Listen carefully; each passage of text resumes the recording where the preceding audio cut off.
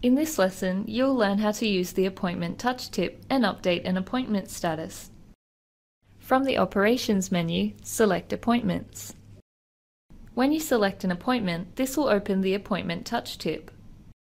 The Touch tip contains an overview of the appointment details, allows you to change the appointment status, and provides a quick way to view customer details and customer history.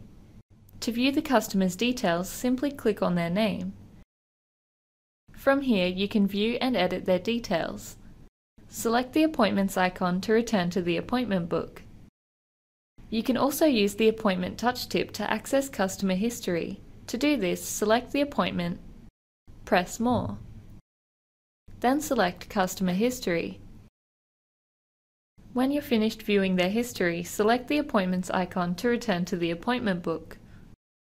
The Cloud Appointment Book offers all the same appointment status options as Shortcuts Fusion. Select the appointment to access status options.